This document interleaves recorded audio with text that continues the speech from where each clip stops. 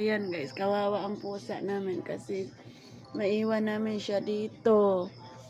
Siya lang mag-isa dito guys kasi maligo kami ng dagat. Tapos bukas pa kami uuwi. Kawawa naman oh. Kung makapagsalita lang siya, wag niyo po akong iwan dito. Ako lang mag-isa. Maawa po kayo. Kaya lang talagang kailangan. Talagang iwan namin siya. At wag kang malis dito sa bahay natin, Mingkoy ha. Kahit ikaw lang mag-isa, iwan ka lang namin ng pagkain dito ha. Binlan laka og pagkaon no. Huwag kang umalis dito sa bahay no. Kasi bukas, uuwi din kami ha. Hmm. Hmm. Love ka naman namin.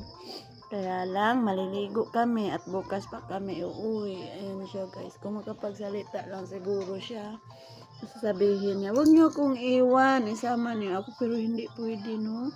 Dito lang siya, mag-isa lang siya, babalik rin kami bukas. Ayan siya, oh. Diba? Kita niyo yan, humalik na sa akin. Bye-bye po, guys.